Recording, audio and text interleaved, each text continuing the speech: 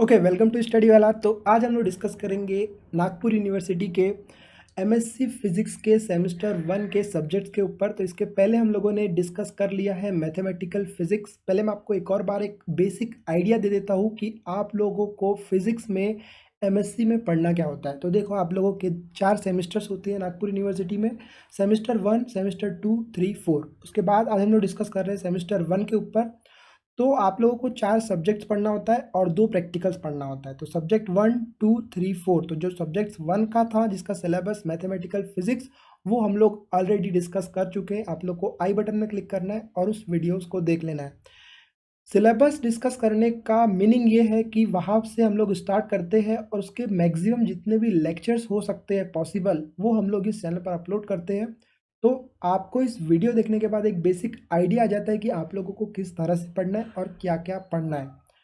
उसके बाद आज हम लोग डिस्कस करेंगे complex analysis and numerical method. तो मैं आप लोगों को उसके पहले कुछ बता दूं कि जब हम लोगों ने मैथमेटिकल फिजिक्स के ऊपर बात किए थे, तो मैं आपको बता चुका था कि जो मैक्सिमम चीज़ें हैं जो आप लोग मैथमेटिकल फिजिक्स में पढ़ोगे, वो आप लोगों ने पहले ही पढ़ चुके हो बीएससी और 12th क्लास पे। पर मैं आपको एक और बता दूं, हर चीज़ें सिमिलर नहीं होती है, थोड़ा थोड़ा चेंजेस होते जाता है। ठीक है। जैसे आप लोग को पता है कि आप लोग सेकंड सेमेस्टर में कुछ चीज़ें ऐसी पढ़ोगे जो आप लोगों ने बीएससी में नहीं पढ़े, लेकिन आप लोगों की जो फर्स्ट ईयर की कुछ चीज़ें या फिर लगभग 70 से 75% जो चीज़ें वो आप लोगों ने पढ़ चुके हो। ठीक है। तो ये जो है हमारा आज का चैप्टर 2 या फिर यूनिट 2 बोल सकते हो, सब्जेक्ट 2 बोल सकते हो। ये सब्जेक्ट आप लोगों ने इसके पहले नहीं पढ़ा हो। कुछ वर्ड आप लोग सुने होंगे, लेकिन आप लोगों ने ये सब्जेक्ट की जो रूल्स है, मेथड है, उनको अभी तक नहीं पढ़े हो। और ये सब्जेक्ट का नाम है complex analysis and numerical method.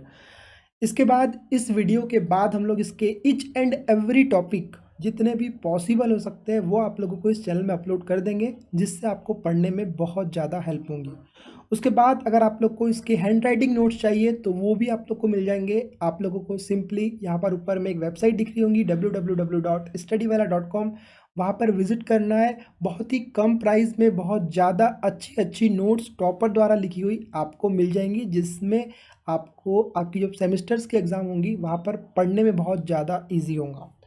तो आज हम लोग डिस्कस करेंगे complex analysis and numerical method के ऊपर। आप लोगों ने इसको बीएससी में कुछ वर्ड सुने होंगे, पर डिटेल्ड में इसको कभी नहीं पढ़े हो, क्योंकि देखो, मैं आपको बता चुका हूँ कि आप लोगों ने फूरियर सीरीज, फूरियर ट्रांसफॉर्म जो है वो आप लोगों ने पहले बीएससी में पढ़ लियो। वही आप लोगों को एमएससी में फिर से पढ़ना होता है।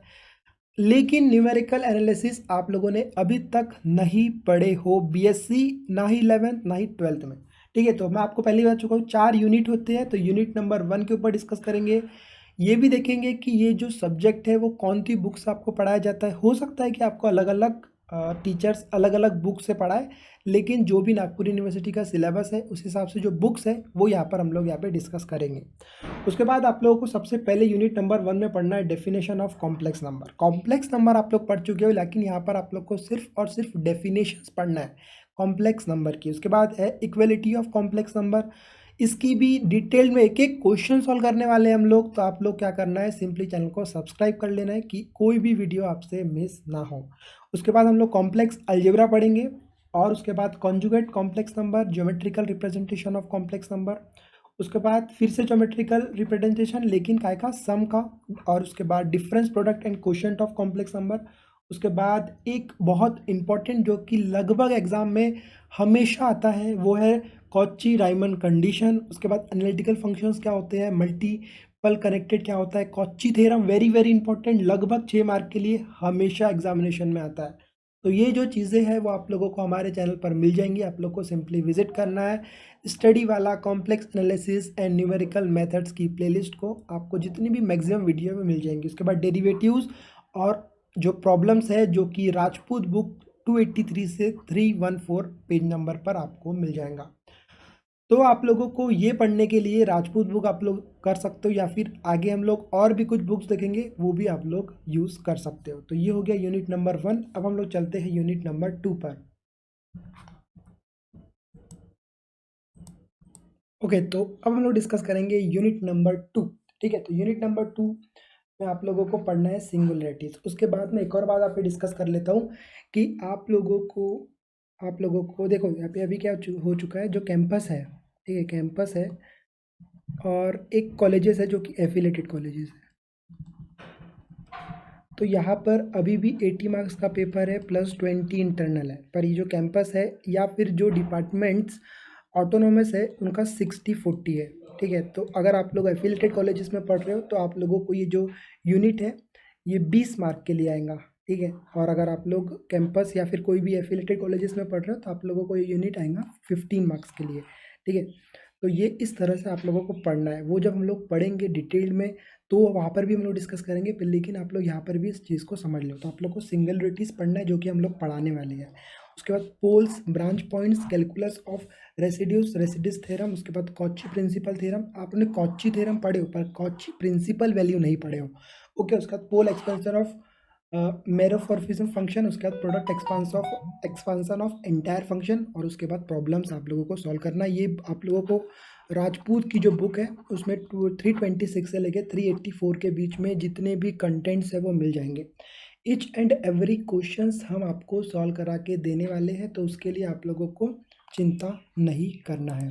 ओके, हम लोग चलते हैं यूनिट नंबर 3 के ऊपर। तो यूनिट नंबर 3 में आप लोगों को करना है method for determination of zeros and linear and non linear single variable algebraic and transcendental equation आप लोगों को यहाँ पर पढ़ना है। उसके बाद bisection method, false position method, iteration method, Newton Raphson method, secant method finite differences, Newton formula, जिसका न्यूटन फार्मूला आपको प्रूफ नहीं पढ़ना है, बाकी न्यूटन फार्मूला जो है उसको पढ़ना है। तो यहाँ पर आप लोग को क्या चीज़ें ध्यान में रखनी है, तो आप लोगों को यहाँ पर क्या ध्यान रखना है कि ये जो जितने भी साइंटिस्ट वाले के जो नाम के जो मेथड्स हैं उसको बिल्कुल रट लेना है। आपकी भाषा में अगर मैं बोलूँ तो समझ लेना है, इतने अच्छे तरीके से समझ लेना है आप लोगों को कि आपको रात में नींद में उठा के भी पूछे तो आपको बताते आना चाहिए, क्योंकि इसके अलावा पेपर में आपको कुछ भी नहीं मिलेगा। ये डायरेक्टली 6-6 मार्क के लिए क्वेश्चंस आते हैं।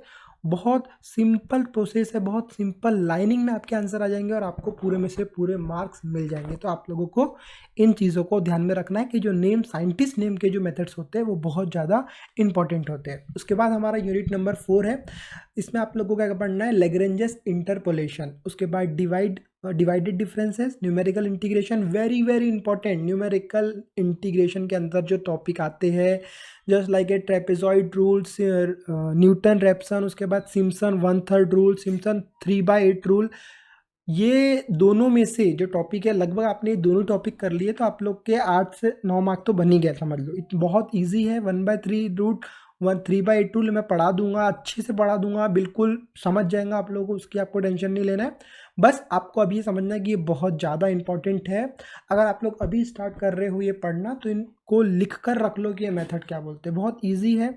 1/3 और 3/8 रूल दोनों को हम लोग अल्टरनेटली पढ़ेंगे। दोनों के अलग अलग फॉर्मूले हैं, वो सब हम लोग और डिटेल में डिस्कस करेंगे जब हम लोग वीडियोस बनाएंगे। न्यूमेरिकल इंटीग्रेशन और जो सिम्पसन का 1/3 और 3/8 रूल है। उसके बाद लीनियर लिस्ट स्क्वायर्स, उसके बाद Euler and Runge Kutta method, very very important.